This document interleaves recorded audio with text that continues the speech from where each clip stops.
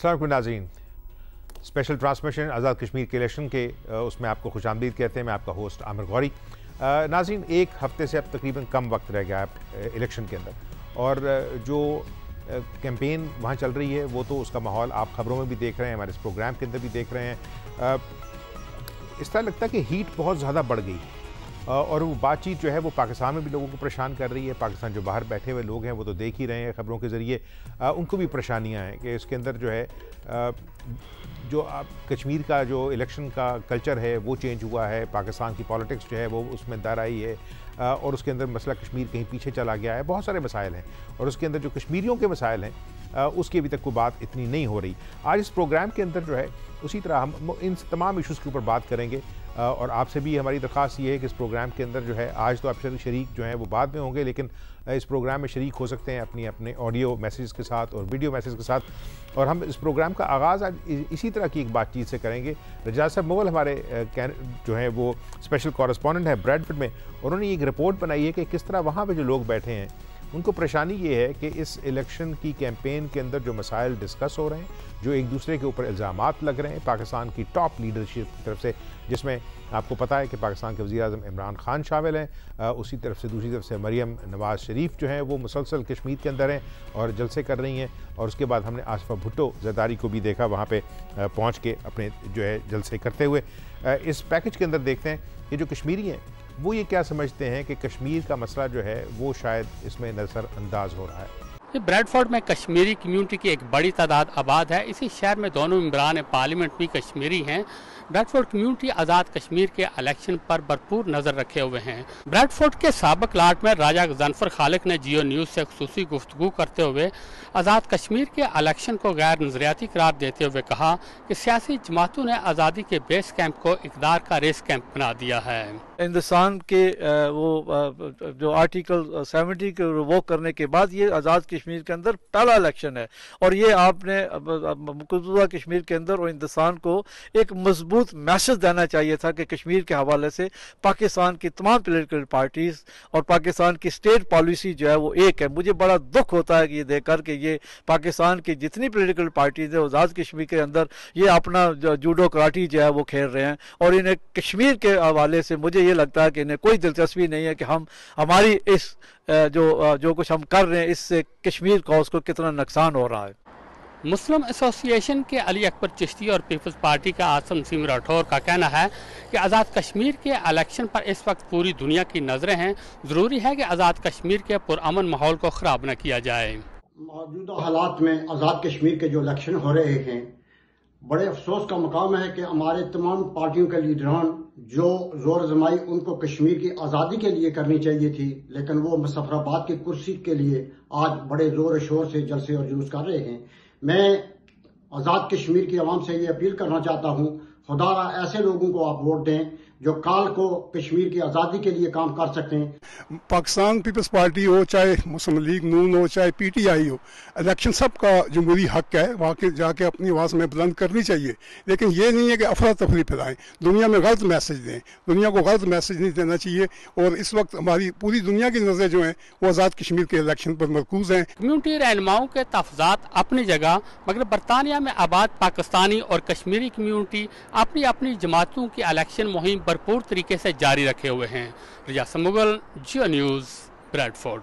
और नाज़रीन, दूसरा पैकेज जो है वो भी ब्रैडफोर्ड से है, लेकिन वो थोड़ा सा डिफरेंट है इस वजह से कि अब तक हमने जो बातें सुनी हैं उसमें इस तरह लगता है कि कश्मीर और कश्मीरी जो बाहर बैठे हैं वो बिल्कुल जुड़े हुए हैं पाकिस्तान से और उनके दिल पाकिस्तान के साथ धड़कते हैं। मैं नहीं कह रहा कि वो बिल्कुल नहीं धड़कते, लेकिन यहाँ थोड़ा सा जो एलिमेंट है वो डिफरेंट नज़र आएगा आपको उबैद मुगल की इस रिपोर्ट के अंदर कि जो नौजवान कश्मीरी हैं वो ये कह रहे हैं कि अब उनका दिल उस तरह कश्मीर जाने को नहीं चाहता, या अगर चाहता है तो उसके अंदर प्रॉब्लम्स हैं और वो समझते हैं कि वो वक्त जो अपने वालदैन के साथ, ये आमतौर पर ट्रेडिशन होती थी कि एवरी ईयर जो वालदैन हैं वो अपने बच्चों को लेके कश्मीर आते थे ताकि वो अपने रिश्तेदारों से मिल सकें, वो अपना कल्चर देख सकें, वो देख सकें कि कहाँ से उनके वालदैन जो हैं किन हालात से अपना इलाका छोड़ के और मेहनत मजदूरी करने के लिए गए थे, and then they built a life in you know न सिर्फ बरतानिया में बल्कि दूसरे जो है दुनिया के मुख्तलिफ हिस्सों में। इस पैकेज के अंदर एक दूसरा मैसेज है कि नौजवान जो है वो क्या कहते हैं, उबैद मुगल की इस रिपोर्ट के अंदर देखते हैं।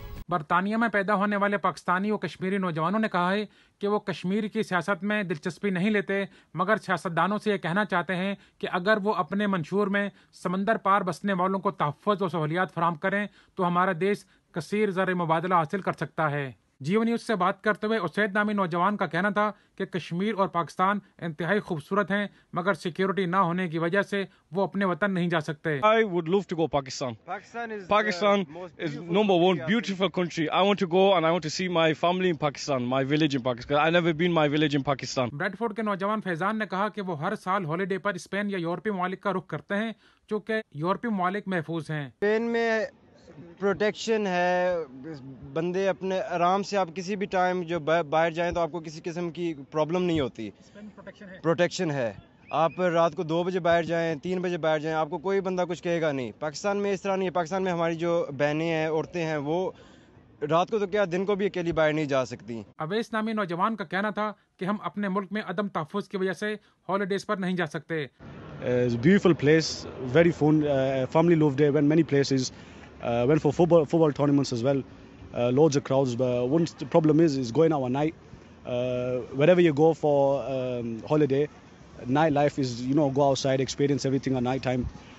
But Pakistan, even my mom, dad used to say at night, come back this time, don't go this time, don't go this place, don't go that place. Because obviously there's reasons, everyone's heard news everywhere. Mirpur Kashmir के रहायशी एक फ़र्द ने कहा कि हमारे बच्चे पाकिस्तान और कश्मीर जाना बहुत पसंद करते हैं, मगर वहाँ पर सहूलियात का फुकदान और अदम तहफ़्फ़ुज़ सबसे बड़ी रुकावट है। बाप का वो मुल्क है, उसको देखने के लिए तो तरस रही है, लेकिन सहूलतें नहीं है। उबैद मुगल, जियो न्यूज़, ब्रैडफोर्ड। और नाज़रीन, ये आपने देखा जो उबैद मुगल की रिपोर्ट के अंदर है, ये एक तरह का नया एलिमेंट है जो अब तक हमने जितनी रिपोर्ट की, और आमतौर पर जो रिपोर्ट करते हैं, आमतौर पर ट्रेडिशनली लोग जो हैं वो क्रिटिकल बातें नहीं करते, लेकिन नौजवान जो हैं definitely they think independently and they express their independence in their own way as well. Chicago चलते हैं और एक जो मैसेज, जिस तरह मैंने कहा था कि आप भी जो है अपने मैसेज रिकॉर्ड करवा सकते हैं और हमें भेज सकते हैं उस टेलीफोन नंबर के ऊपर, जो व्हाट्सएप का नंबर आपके सामने स्क्रीन के ऊपर नज़र आता रहता है, उसके अंदर, ताकि हम फिर आपके जो मैसेजेस हैं डायरेक्टली, बजाय इसके कि आप इस प्रोग्राम के बारे में कुछ कहें, आप कश्मीर के बारे में, अगर आप कश्मीर से हैं तो जो आपकी एक्सपीरियंसेस है पाकिस्तान आने का, कश्मीर आने का, यहाँ पे रहने का, यहाँ पे अगर फ़र्ज़ किया आपने कोई इन्वेस्टमेंट की थी, उसमें कोई प्रॉब्लम हुई है, या आप जो है बहुत खुश हैं, जो कुछ आपने देखा है, आपके रिश्तेदार जो हैं वो फल फूल रहे हैं उस बारे में, तो वो आप हमें भेज सकते हैं। जावेद राठौर साहब जो हैं, उन्होंने हमें मैसेज जो है वो शिकागो से भेजा है। वो 90 की दहाई के अंदर एक इम्पॉर्टेंट रोल पे प्राइम मिनिस्टर के साथ जो है इनके प्रेस सेक्रेटरी रहे हैं। उनका मैसेज सुनते हैं और उसके बाद नाज़रीन एक ब्रेक लेंगे, और ब्रेक के बाद जब वापस आएंगे तो फिर हमारे साथ 2 मेहमान शामिल होंगे, एक ब्रैडफोर्ड से और एक जो कैंडिडेट हैं जो इलेक्शन लड़ रहे हैं मुजफ्फराबाद से।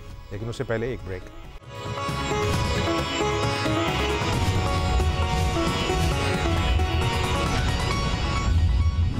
मेरे कश्मीरी बहन भाइयों, नवाज शरीफ सिर्फ आपका शेर लीडर ही नहीं, उसका आपके साथ खून का रिश्ता है, माँ की तरफ से भी और बाप की तरफ से भी।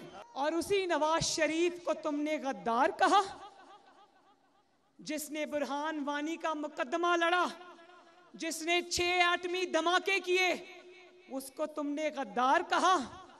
अगर वो गद्दार है तो हम सब गद्दार हैं।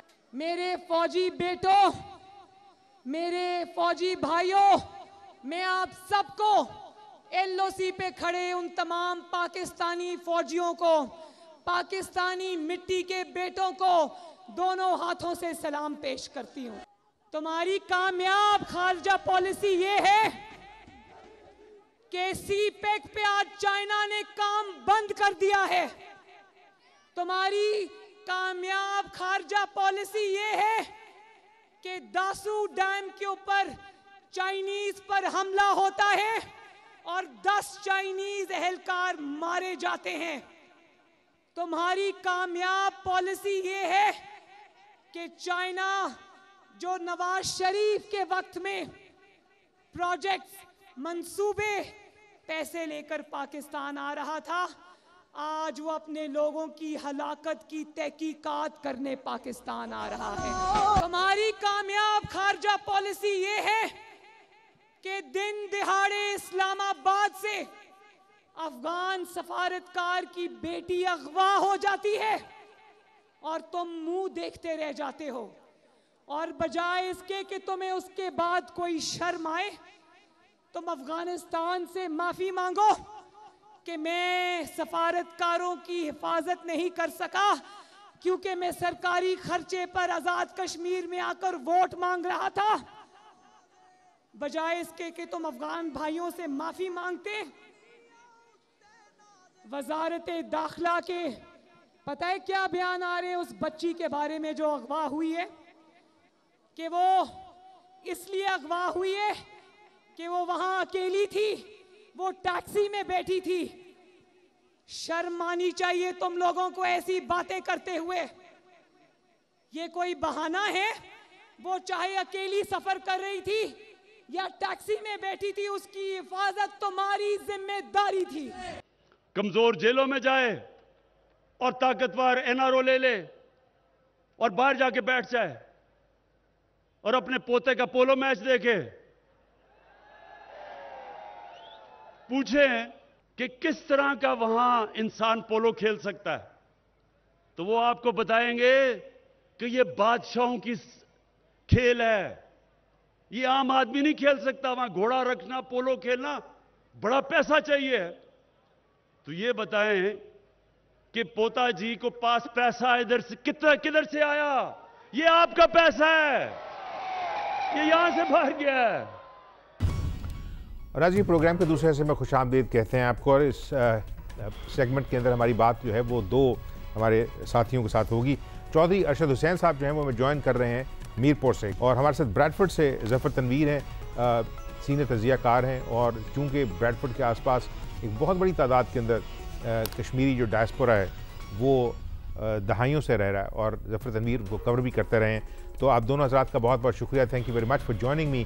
अरशद साहब, मैं आपसे स्टार्ट करना चाहूँगा कि ये जो बात हमारी मुसलसल चल रही है, जो कैंपेन चल रही है इस वक्त तीनों पार्टीज़ की, उसके अंदर जो क्रिटिसिज्म आ रहा है वो ये है कि जो ज़बान का इस्तेमाल है, और स्पेशली पीटीआई की लीडरशिप की तरफ से जो कुछ कहा जा रहा है उस पर हमारे जो बाहर बैठा हुआ कश्मीरी है वो थोड़ा सा परेशान है। वो कह रहे हैं कि ये जो ट्रेडिशन नहीं थी कश्मीरियों की इस तरह की ज़बान इस्तेमाल करने की, तो जो पाकिस्तान की सियासत की गर्मा गर्मी है और एसिडिटी है उसको आप कश्मीर के अंदर ले आए। तो क्या कहेंगे आप इसको बारे में? मेरे ख्याल में तो पीटीआई की तरफ से ऐसी नहीं बात की। ये मरियम साहिबा जब गई हैं तो उन्होंने ही खान साहब के बारे में ऐसे बातें की हैं। खान साहब जो हैं, चौधरी साहब, खान साहब जो हैं वो देखें ना, कश्मीर के अंदर तो कश्मीर की बात होनी चाहिए थी। अब अगर वो आके ये कहें कि नवाज शरीफ जो है वो बॉलीवुड की एक्टिंग करता हुआ और मुंह बनाता हुआ, ड्रामा करता हुआ, झूठ बोलता हुआ गलत तरीके से, और वो भाग गया, फरार हो गया, और वहाँ पे वो कहीं पोलो देखता है, कभी कुछ करता फिरता है, तो ये जो चीज़ें, फिर चोर और डाकू और जो ज़बान इस्तेमाल की जिसकी वजह से जो है आपके वज़ीर, उनको भी, गंडापुर साहब को भी कश्मीर से जाना पड़ा, गए तो नहीं है वो, अभी तक वहीं पे हैं। तो जो है मतलब क्रिटिसिज्म तो आपकी पार्टी पे ज़्यादा आ रहा है। ये हमारी पार्टी की तरफ से नहीं आया है ये तो, बल्कि आप देखें मेरे हल्के के अंदर तो फौज के खिलाफ भी बयान दिए गए हैं, नून लीग की तरफ से नारे लगवाए गए हैं। कैप्टन सफदर ने खुद वहां फौज के खिलाफ नारे लगवाए हैं। तो मैं नहीं समझता कि इतना कोई पीटीआई ने कोई जुर्म वाली बात की है जो ये नून लीग वाले कर रहे हैं। आप ये समझते हैं कि जो इलेक्शन के दरमियान इस तरह की लैंग्वेज का इस्तेमाल जो है वो जायज़ है? नहीं, जायज़ तो नहीं। जब इलेक्शंस में ये इलेक्शन की लैंग्वेज होती है, कुछ मारूजी हालात होते हैं, लेकिन जब आप जाएंगे एक फ्रीक दूसरे को के बारे में करेगा, वो भी करेगा, थोड़ा बहुत होता ही है। लेकिन ये है कि आर्मी के खिलाफ बात करना, अफवाज पाकिस्तान के खिलाफ, ये तो मुल्क दुश्मनी है। और ये स्टार्ट जो है वो मरियम साहिबा ने लिया है। मैं आपको सही, आप अपना रिकॉर्ड चेक करें कि मरियम साहिबा ने रिकॉर्ड ये स्टार्ट लिया है। वहीं से ये बात फिर जो है वो आगे थोड़ी चली है। तो उसमें फिर जब वो खुद अपने आप को तकलीफ हो तो फिर बंदा ची ची करता है। थोड़ा सा जो क्रिटिसिज्म है वो उसके बारे में एक और सवाल आपसे कर लेते हैं कि जो इलेक्शन कमीशन है उसके तहत तो प्राइम मिनिस्टर साहब जो हैं उन्हें भी वहाँ नहीं होना चाहिए था, और अली अमीन गंडापुर साहब को भी तो वहाँ नहीं होना चाहिए था। उनके बारे में जिस वक्त कहा गया वो जाने के लिए तैयार नहीं है। तो ये हुकूमत से तो जो इस पाकिस्तान की हुकूमत से तो ये उम्मीद है ना कि जिस वक्त ये कहती है कि वो सादिक और अमीन हुकूमत है और इंसाफ की हुकूमत है, वो इलेक्शन कमीशन मुर्दा है, ठीक है। अगर चौधरी साहब इलेक्शन कमीशन मुर्दा है तो फिर ये साफ और शफाफ इलेक्शन कैसे कराएगा? देखिए इलेक्शन कमीशन जो है वो तो कोई मेरे ख्याल में आप देखते हैं कि वो प्रॉपर इलेक्शन करा पाएगा या क्या, जिस तरीके से भी तो लेकिन इसके बारे में है कि वो गंडापुर साहब को उन्होंने कहा, या जो जिस तरीके से ये तो गंडापुर साहब पर तो फायरिंग हुई है ना। नहीं, जो तस्वीरें नजर आ रही हैं उसमें तो गंडापुर साहब खुद भी फायरिंग कर रहे थे। गंडापुर साहब जो वीडियो वायरल हुई है, पहाड़ी के ऊपर से उन पर फायरिंग, पत्थर मारे गए, फायरिंग की गई है, तो प्राइम मिनिस्टर के हल्के में की गई है, फारूक हैदर के हल्के में। तो आपकी पार्टी ने फिर, और ये फारूक हैदर जो है ये तो बहुत ही मुतअस्सिब किस्म का आदमी है। नहीं तो फिर आपने कोई कानूनी एक्शन, मीरपुर के साथ कोई कानूनी एक्शन किया आपने किसी लोगों के खिलाफ? आप लोगों ने FIR कटवाई? देखिए जी, सारा कुछ सामने हो रहा है, तो FIR तो इस वक्त जो है वो आजाद हुकूमत की वहाँ पुलिस है, वो सारा सिलसिला उनको काटनी चाहिए। नहीं, लेकिन अगर आपके वजीर के ऊपर जो है वो अटैक हो रहा है, आप कह रहे हैं गोलियां चलाई गई हैं, तो फिर आपका ये जो है पार्टी का फर्ज तो बनता था कि वो जो है वो जाके पुलिस के पास FIR कटाए, लोगों को नामजद करे। नहीं, उसमें नामजद मेरे ख्याल में वो इनका अपना काम है, इनको कोई सही काम को उनसे उल्टा होता है तो उनको जाके क्या कोई कहे। इन्होंने हमारे मीरपुर का क्या हाल हुआ, जैसे ये पाकिस्तान दुश्मन जमात है, इसी तरीके से ये फौज दुश्मन जमात है, मीरपुर दुश्मन जमात है, नून लीग। आप ये समझते हैं कि दुश्मन जमात है ये? तो इस दुश्मन जमात के अंदर से जो लोग आपके साथ मिलना चाहते थे वो आपने ले लिए? तौबा ताइब करके आए होंगे, वो ऐसे तो नहीं लिए। अच्छा, मतलब तौबा के नफल वगैरह पढ़े होंगे उन्होंने। चौधरी साहब, आप मुझे बताइएगा कि अगर फ़र्ज़ किया आपकी पार्टी जो है वो, आप क्या समझते हैं कि इस इलेक्शन के अंदर एक ऐसी जमात जो पिछली दफ़ा ऑलमोस्ट 2/3 मेजॉरिटी के साथ बैठी थी, उसको किस बेस के ऊपर शिकस्त देंगे? क्योंकि PTI का ये पहला इलेक्शन होगा, मेजर इलेक्शन कश्मीर की सियासत के अंदर। पिछली दफ़ा की जो उनकी 2/3 मेजॉरिटी थी वो एक जुर्रू ठप्पे की थी। मैं आपको ये मतलब ये बताना चाहता हूँ कि पिछला इलेक्शन जो था वो जुर्रू ठप्पे का इलेक्शन था। उसमें मियां नवाज शरीफ साहब ने अपने इधर कैंडिडेट्स को कश्मीर कौंसिल का बेपनाह पैसा दिया आज़ाद कश्मीर के इलेक्शन में, और इसी तरीके से उन्होंने ये इलेक्शन उनको जितवाया था। वरना वो तो खुद पहले कह रहे थे हम भी 19 सीटें लेंगे, 18 सीटें लेंगे, तो फिर 33 सीटें कैसे आ गई? वो तो इलेक्शन ही जुर्रू ठप्पे का इलेक्शन था। मैं आपके पास दोबारा वापस आता हूँ, मैं ब्रैडफोर्ड चलता हूँ जफर तनवीर साहब के पास। जफर साहब, आपने बातें सुनी अरशद साहब की भी, और आप हमारी ये स्पेशल ट्रांसमिशन जो है ये मुसलसल देख रहे हैं। क्या ख्याल है आपका, जो बातें सुनते हैं आप, मतलब ये पाकिस्तान की पॉलिटिक्स जो है और उसके साथ साथ देखिए जी, अरशद हुसैन साहब को मैं बहुत अच्छी तरह जानता हूँ। ये इनके वालिद चौधरी खादिम हुसैन यहाँ से MLA हुआ करते थे। इनके भाई कज़न हैं बैरिस्टर सुल्तान महमूद चौधरी। ये इन भाइयों की 6ठी या 7वीं जमात है जिसमें ये शामिल हुए हैं और इलेक्शन लड़ रहे हैं। और पिछले 6-7 जो आप आज़ाद कश्मीर के इलेक्शन देख लें तो उसमें आपको ये नज़र आएगा कि वहाँ पे ये ज़बान इस्तेमाल नहीं हुई, कभी भी नहीं हुई, ना बैरिस्टर सुल्तान महमूद के ग्रुप से की गई या इनके मुखालफिन से की गई। ये पहली दफ़े हुआ है कि आज़ाद कश्मीर में गालियाँ दी गई हैं। वो वगारा साहब ने जिस तरह वो गालियाँ दी हैं वो सबके सामने हैं। जुल्फ़िकार अली भुट्टो को उन्होंने गद्दार कहा है, इनको डाकू कहा, वो तो बहरहाल ये रोज़ कहते हैं।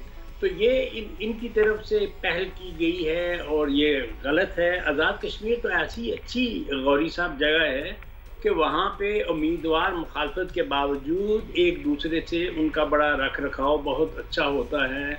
वो इज्जत आबरू की जाती है, उसका एहसास किया जाता है और ध्यान रखा जाता है। तो जफर वो इसका मतलब है कि वो फिर जो जिस कल्चर की आप बात कर रहे हैं वो कल्चर तो अब माजी हो जाएगा जी, वो कल्चर तो अब माजी हो जाएगा। जिस तरह की ज़बान इस्तेमाल हुई है इसके बाद तो जफर ये चीज़ वापस नहीं जाती है हमारे यहाँ, ये आगे जाएगी? बहुत मुश्किल है, बहुत मुश्किल है, और ये बड़ी दुख की बात है, ये बहुत दुख की बात है जी कि आज़ाद कश्मीर में ये हुआ। आज़ाद कश्मीर ज़रा कदरे मुख्तलिफ था पंजाब की सियासत से या पाकिस्तान के दूसरे हिस्सों की सियासत से, लेकिन अब बिल्कुल उसी तरह हो गया जिस तरह पाकिस्तान में था। किसी की इज्जत का ख्याल नहीं किया जाता, गालियाँ दी जाती हैं, और मासवा इसके कि आप अपने प्रोग्राम पे बात करें। और सभी जमातें ये कर रही हैं, खाली पीटीआई नहीं, सभी जमातें ये कर रही हैं कि अपने प्रोग्राम पे कोई भी बात नहीं कर रहा और एक दूसरे पे इल्ज़ाम लगाया जा रहा है। लेकिन अभी ये कितना इंपॉर्टेंट है? आप तो मतलब बरतानिया की पॉलिटिक्स भी देखते हैं और फिर आपने डायस्पोरा जो है उसको बहुत कवर किया है। आपके आसपास जो ब्रैडफोर्ड के जितने छोटे छोटे शहर हैं, ये सारा का सारा आप ये समझिए बेस बने थे जब से मंगला डैम बनाया और उसके बाद इनकी रिप्लेसमेंट हुई है। वहाँ पे इनका बड़ा रोल है, कश्मीर की जो भी तरक्की है उसमें। बिल्कुल। तो असल में यहाँ पे ब्रैडफोर्ड में या बर्मिंघम में तो कश्मीरी और मीरपुर के लोग तो 1931-32 से आना शुरू हो गए थे। ये वो लोग थे जो समुद्री जहाज़ों में काम करते थे और वहाँ से वो जहाज़ चलते थे और बम्बे पहुँचते थे और बम्बे से चलते थे कहीं कहाँ से चक्कर लगाते थे। वो बहुत से लोग यहाँ पे आबाद थे। मसलन वो आपको याद होगा, वो खादिम हुसैन, वो अपना वो होते थे हमारे बड़े मशहूर वो लीडर थे बर्मिंघम से, मेरा नाम उनका ज़हन में से निकल गया, वो बहुत पहले के आए हुए थे। अच्छा, यहाँ पे जो लोग हैं वो उनका ताल्लुक जो है ज़्यादातर का ताल्लुक जो है वो मीरपुर डिवीज़न के साथ है। जब मैं मीरपुर डिवीज़न कहता हूँ तो वो पुराना मीरपुर जिसकी 2 तहसीलें थी, कोटली और भिम्बर, आज वो इजला हैं और ये डिवीज़न है, इसके लोग हैं। और ज़्यादातर इनका ताल्लुक जो है वो जाट बरादरी के साथ है, बैरिस्टर सुल्तान महमूद चौधरी की बरादरी। और इसीलिए आपने देखा होगा कि बैरिस्टर साहब जहाँ कहीं भी जाते हैं दुनिया में सबसे ज़्यादा लोग इनके इर्द गिर्द इकट्ठे होते हैं, क्योंकि ये इनकी अपनी बरादरी के लोग हैं। एक सवाल आप वहाँ से बैठ के भी देख रहे हैं ज़फ़र, कि ये कितना इम्पोर्टेंट है कि देखें पीटीआई के अंदर इस तरह यहाँ पे हम सुनने में आ रहा है कि पीटीआई के अंदर भी अब मुकाबला है लीडरशिप के लिए, बावजूद इसके बैरिस्टर सुल्तान महमूद जिनकी एक लंबी हिस्ट्री है और हम उनको देखते रहे इंग्लैंड के अंदर पार्लियामेंट के अंदर एमपीज़ के साथ मिलना और कश्मीर का मसला उठाना, अब वो पीटीआई के लीडर हैं। लेकिन साथ में सरदार जफ़र जो तनवीर इलियास हैं, उनका जो एलिमेंट है, हाँ, उसकी वजह से पार्टी जो है यहाँ पे क्रिटिसिज्म है कि जो है उसके अंदर भी डिवीज़न है। और वो ये डिवीज़न लोग कहते हैं कि बाद में अगर होती जीतने के बाद, पार्टी में 2 किस्म की डिवीज़न है और वो डिवीज़न शुरू हो गई थी तनवीर इलियास साहब के पार्टी में आने से पहले। एक तो वो लोग थे जिन्होंने आज़ाद कश्मीर में तहरीक इंसाफ की बुनियाद रखी थी। उस वक्त बैरिस्टर साहब या तो पीपल्स पार्टी में थे या अपनी जमात में थे, पीपल्स मुस्लिम लीग में। तो पहले तो वो ग्रुप था। फिर अब ये हुआ है, और ये पहली दफ़ा हुआ है मैंने देखा है यहाँ पे आज़ाद कश्मीर की सियासत में, ख़ासतौर पे मीरपुर में, कि पहली दफ़े ये जो जाट बरादरी के कैंडिडेट हैं इनमें वो पहले वाला इत्तेहाद नहीं है, बल्कि ये एक दूसरे के मुखालिफ हैं। अब बैरिस्टर साहब खुद तो मीरपुर में इलेक्शन लड़ रहे हैं, लेकिन चौधरी सोबत अली के साहबजादे हैं, भिम्बर में उनकी मुखालफत कर रहे हैं। वो ग्रुप बंदी है और शहर में फिर 3 जाट बरादरी के कैंडिडेट हैं। तो ये खासा मुख्तलिफ है पिछले इंतखाबात से। और अगर फर्ज किया जिस तरह आपने कहा कि वहाँ बरादरी जो है उसका एलिमेंट बड़ा स्ट्रॉन्ग है और बाज़ जो पर्सनैलिटीज़ हैं वो इन सर्टन केसेस पार्टी से ज़्यादा स्ट्रॉन्ग हैं, तो इस तरह जो बरादरी की डिवीज़न है उसका फ़ायदा किसको होता नज़र आता है आपको? उसको फ़ायदा इन्हीं में से ज़ाहिर है, क्योंकि अब वहाँ पे कैंडिडेट ही 3 हैं। मीरपुर शहर की अगर बात करें उसकी, तो ओवरऑल अगर आप बात करेंगे तो इसका फ़ायदा देखिए होगा ये कि जहाँ पे जाट बरादरी का उम्मीदवार होगा वो तो कामयाब हो जाएगा, क्योंकि उसकी अपनी कॉन्स्टिट्यूंसी में बहुत से लोग जो हैं वो उसकी बरादरी के लोग हैं। और फिर चौधरी नूर हुसैन की अपनी कंट्रीब्यूशन भी है जाट बरादरी के लिए, जिसकी वजह से ये इज्जत और एहतराम करते हैं। महाराजा हरी सिंह के दौर में जब राजगान का राज था यहाँ पे, तो जो ये जाट बरादरी के लोग थे ये सिर्फ मजदूरी करते थे, इन्हें कमतर समझा जाता था। चौधरी नूर हुसैन ने इनको इज्जत और एहतराम दिलवाया, जिसकी वजह से जिसका फल आज वो बैरिस्टर सुल्तान महमूद खा रहे हैं। तो उनको तो हमायत मिलेगी, लेकिन उनके वोट जहाँ पे 1 से ज़्यादा कैंडिडेट हैं ऑब्वियसली उनके वोट तकसीम हो जाएंगे। अर्शद साहब, वोट तकसीम होते हैं या नहीं होते जिस तरह ज़फ़र कह रहे हैं? आपने एक लफ्ज़ इस्तेमाल किया कि पिछली दफ़ा जो था वो झुरलू ठप्पा लगा नवाज शरीफ साहब की पार्टी का, और दूसरी तरफ से आपने पहले एक बात करते हुए कहा कि ये इलेक्शन कमीशन मुर्दा है। मुझे थोड़ा सा इम्प्रेस करें, मतलब बताने की कोशिश करें कि अगर फ़र्ज़ किया इलेक्शन कमीशन में वो जान नहीं है तो फिर ये इलेक्शन जो है उसके बारे में अपोजिशन पार्टियां तो ये कहती हैं कि अगर ये इलेक्शन साफ़ और शफाफ हुआ तो वो जीतेंगे। आपको कितना शक है कि ये इलेक्शन साफ़ और शफाफ नहीं हो सकता?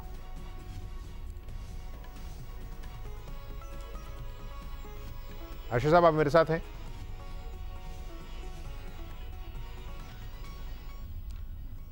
अच्छा साहब की लाइन जो है वो ड्रॉप हुई है। यही चीज़ मैं ज़फ़र आपसे पूछ लेता हूँ कि देखें सारी पार्टीज़ ये इन्होंने भी कह दिया, इन्होंने कह दिया कि जनाब ये तो मुर्दा इलेक्शन कमीशन है। ये पहले कैंडिडेट हैं पीटीआई के जो ये कह रहे हैं आमतौर पे। मैं समझता हूँ कि ये इलेक्शन कमीशन पहले इलेक्शन कमीशन से ज़्यादा कुछ जानदार है, क्योंकि आज़ाद कश्मीर की तारीख में कभी ये नहीं हुआ। देखिए गंडापुर साहब जो हैं वो हमारे वज़ीर अमूर कश्मीर हैं। वज़ीर अमूर कश्मीर वो होता है जिसके नीचे वो जिसके कब्ज़े में आज़ाद कश्मीर की सारी हुकूमत सब कुछ होता है। तो एक इलेक्शन कमिश्नर जो आज़ाद कश्मीर का है, जो वो अपने वज़ीर अमूर कश्मीर को मुल्क बदर या रियासत बदर करने का हुक्म दे सकता है, तो आपको एहसास हो जाना चाहिए कि वो कितना मजबूत है।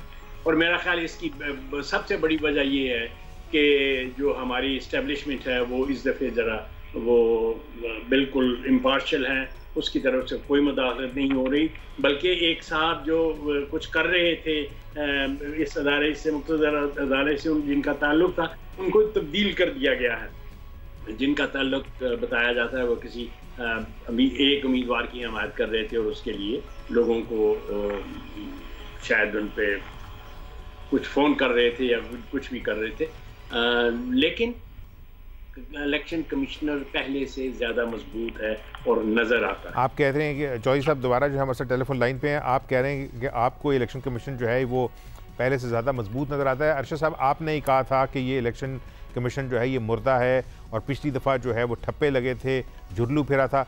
आप मुझे बताएं कि अगर फ़र्ज़ किया सारी पार्टीज़ को, अगर आपको शामिल कर लिया जाए, उनको इलेक्शन कमीशन के ऊपर एतबार नहीं है, तो फिर इस इलेक्शन के रिजल्ट्स जो हैं वो किस तरह माने जाएंगे? मैं अपने हल्के की बात आपको बताता हूँ कि मेरे हल्के में पिछली दफा, हेलो जी जी, जो मेरा वोट था उससे पिछली दफा जब मैं जीता था तो तकरीबन वही वोट मेरा बरकरार रहा है। हेलो जी जी, मुझे आपकी आवाज़ आ रही है अर्शद साहब, आप बात करें। जी, वही वोट मेरा बरकरार रहा था, जबकि यहाँ पर जो है वो मेरे हरीफ के बहुत ज्यादा बाहर से वोट, पंजाब के इलाके से लोग वोट डाले गए हैं, बाहर से डाले गए, और वो तो बिल्कुल ही आप चूंकि जियो वाले हैं तो आपको अंदाजा होना चाहिए, जिलो ढके का इलेक्शन था, उसके खिलाफ हमने अदालतों में भी गए थे। केस अभी तक पेंडिंग ही हमने वो पिटीशंस की हुई हैं। अर्शद साहब, thank you very much for joining me from Muzaffarabad. और ज़फ़र, आपका बहुत बहुत शुक्रिया ब्रेडफर्ड से हमारे साथ बात करने के लिए। और नाज़रीन, एक ब्रेक लेते हैं और ब्रेक के बाद प्रोग्राम के अंदर जो है वो हमारी बात जो है वो मुर्तज़ा दुरानी साहब से होगी, जो अमूर कश्मीर के माहिर हैं। लेकिन जाते हुए एक दफ़ा फिर आपको बताते चलें कि आप इस प्रोग्राम के अंदर वीडियो कॉल्स के ज़रिए और ऑडियो कॉल्स के ज़रिए, यानी अगर आप रिकॉर्ड करके हमें मैसेज भिजवा दें, टेलीफोन जो स्क्रीन है, टेलीफोन नंबर जो है वो आपकी स्क्रीन के ऊपर है, तो उसमें आपकी शमूलियत जहाँ पे भी आप बैठे हैं, अमेरिका में बैठे देख रहे हैं, कनाडा में देख रहे हैं, बरतानिया में देख रहे हैं, यूरोप में, इस प्रोग्राम का हिस्सा बन सकते हैं। एक छोटी सी ब्रेक लेते हैं और ब्रेक के बाद प्रोग्राम में दोबारा वापस।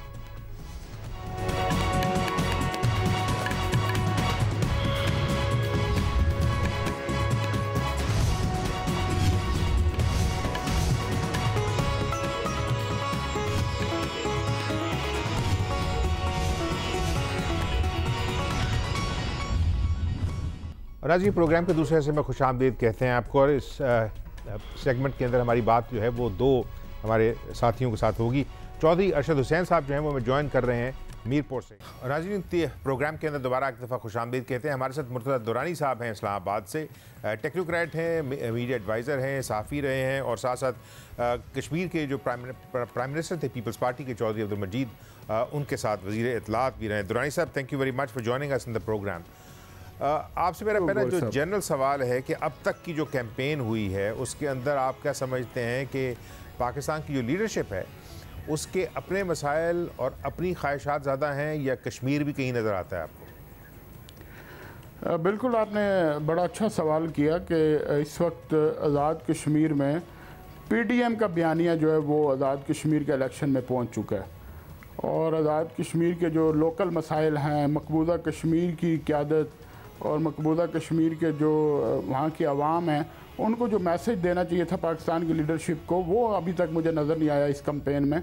हालांकि मैं 96 से आज़ाद कश्मीर का इलेक्शन कवर कर रहा हूँ, लेकिन मुझे दिखाई दे रहा है कि ये इलेक्शन जो है वो PDM का बयानिया लेके आगे चल रहा है और मुझे लग नहीं रहा कि ये इलेक्शन जो है वो इतना पुरअमन होगा। ये पहली बार कशीदगी और तसादम की फ़ज़ा बहुत ज़्यादा है और इसमें एक बात और भी है गौरी साहब के जब हालात इतने आउट ऑफ कंट्रोल हैं और अमन आमा की सूरत हाल है तो पाकिस्तान आर्मी ने इस इलेक्शन की निगरानी करने से इनकार कर दिया, जो हमारे लिए जो है वो बड़ी तशवीश का बायस है कि पाकिस्तान आर्मी ने कहा कि लेकिन अगर वो स्टैंड बाय रहेंगे। हाँ, लेकिन जिस तरह आपने कहा पाकिस्तान आर्मी का, तो पाकिस्तान आर्मी जो है वो एक ऐसे एरिया में जिसको हम आमतौर पर ही कहते हैं कि वो डिस्प्यूटेड एरिया है, यूनाइटेड नेशन की स्टैट्यूट बुक्स के ऊपर है पिछले 70 साल से, तो फिर तो और क्रिटिसिज्म होना था कि पाकिस्तान आर्मी जो है उसको क्यों बुलाया गया है, वो वहाँ पर क्यों डिप्यूटेड है। बिल्कुल आप ठीक कह रहे हैं, लेकिन इसका डिस्प्यूट के साथ कोई ताल्लुक नहीं है। इससे पहले भी जो है जितने इलेक्शन हुए हैं पाकिस्तान आर्मी की निगरानी में हुए, वहाँ पे सिर्फ आर्मी का सिर्फ इतना किरदार होता है कि वहाँ पे अमन आमा की सूरत हाल को कंट्रोल किया जाए और किसी किस्म की जो है तसादम का जो ख़तरा है उसको वो रोक सकते हैं। क्योंकि पाकिस्तान में जो आज़ाद कश्मीर में जो पाकिस्तान आर्मी के साथ लोगों का प्यार है, मोहब्बत है, एहतराम है, वो कहीं और नहीं है। तो लोग आर्मी को सलूट करते हैं, आर्मी के साथ मोहब्बत करते हैं, एक एहतराम का रिश्ता है। तो दुरानी साहब, आप मुझे ये बताइए, आर्मी को इस वक्त आना चाहिए था। 70 साल से एक स्पेशल स्टेटस जो है वो कश्मीर का, आज़ाद कश्मीर का जो है उसको हमने मेंटेन किया हुआ है, लेकिन इस चीज़ को एक्सप्लेन करें कि वहाँ पर एक सदर होता है, वहाँ पर वज़ीर आज़म है, उसकी अपनी एक लेजिस्लेटिव असम्बली है, लेकिन जो एडमिनिस्ट्रेशन है उसको चलाने के लिए तो ऑफिसर्स जो हैं वो पाकिस्तान से ही जाते हैं। आज तक कश्मीर की जो अपनी सिविल सर्विस है वो उस तरह उतनी पोटेंट, उतनी स्ट्रॉन्ग क्यों नहीं हो सकी? देखिए वो सब, ये तो सारे सूबों में इस तरह होता है कि पाकिस्तान से चीफ सेक्रेटरी और IG जो हैं वो जाते हैं। साहब, आज़ाद कश्मीर जो है वो पाकिस्तान का सूबा नहीं है, ये तो फिर आर्गुमेंट बिल्कुल और तरफ चला जाएगा। नहीं, सूबा नहीं है, लेकिन आप एक अरेंजमेंट है जिस अरेंजमेंट के तहत आज़ाद कश्मीर को सूबों के मुताबिक ट्रीट किया जाता है। ये सूबा नहीं है आईनी तौर पर पाकिस्तान का, लेकिन सूबों की तरह हमें जो है वो वसाइल दिए जाते हैं। पाकिस्तान से फाइनेंस जो फंडिंग दी जाती है, हमारा जो डेफिसिट है वो गवर्नमेंट पाकिस्तान पूरा करती है। पाकिस्तान से हमें, आज़ाद कश्मीर से भी पाकिस्तान को बहुत कुछ मिलता है और ये म्यूचुअल अंडरस्टैंडिंग है। लेकिन आप ये समझते नहीं है कि अगर फ़र्ज़ किया कश्मीर जो है उसके अंदर, जिसे हम उसको आज़ाद कश्मीर कहते हैं, इस चीज़ की आज़ादी होती है कि वो अपनी टैक्सेशन जो है वो खुद जो है इम्पोज करे, खुद उसको कलेक्ट करे, खुद अपने ऊपर खर्चे, तो फिर हम एक बेहतर मॉडल पेश कर सकते मकबूजा कश्मीर के लिए कि देखें यहाँ पर जो कश्मीरी हैं उनको इस चीज़ की आज़ादी है, वो किसी हुकूमत को, यानी वो इस्लामाबाद से नहीं चलती, जिस तरह दिल्ली जो है वो चलाने की कोशिश करता रहा है, बावजूद के 370 के बारे में हमने बड़ा सुना है, बड़ा पढ़ा है, लेकिन हम एक बेहतर मिसाल कायम कर सकते थे। हमें वो मिसाल कायम की है या हम वो मिसाल कायम करने में फ़ेल हुए हैं? नहीं, बिल्कुल हमने वो मिसाल कायम कर दी है। 2018 में शाहिद खाकान अब्बासी प्राइम मिनिस्टर पाकिस्तान थे और ये मैं क्रेडिट मुस्लिम लीग नवाज़ को दूंगा कि उन्होंने आज़ाद कश्मीर को टैक्सेशन समेत सारे जो अख्तियारात हैं वो आज़ाद कश्मीर गवर्नमेंट को मुंतकिल कर दिए।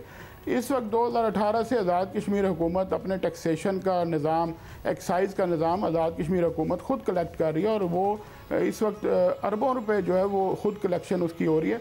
मैं तो सिर्फ उस डेवलपमेंट के डेफिसिट बजट की बात कर रहा हूँ जो फेडरल गवर्नमेंट जो सारे सूबों को डिवाइड करती है, जो NFC अवार्ड के तहत होता है। NFC जो है वो हमें आज़ाद कश्मीर में NFC नहीं दिया जाता, NFC के तहत हमें फंड्स नहीं दिए जाते, लेकिन ये एक पोर्शन होता है जो गवर्नमेंट पाकिस्तान जो है हमारा डेफिसिट पूरा करती है। आपकी ऑनेस्ट जो है वो दुरानी साहब, आपकी ऑनेस्ट रीडिंग क्या है कि ये पिछले 5 साल के अंदर ये जो हुकूमत है मुस्लिम लीग नवाज की, और उसके पास ओवरवेलमिंग मेजॉरिटी थी, 2/3 मेजॉरिटी थी, उनको किसी से पूछने की ज़रूरत नहीं, अगर वो आइन चेंज करना चाहते आइन चेंज कर देते, कवानीन चेंज बनाना चाहते।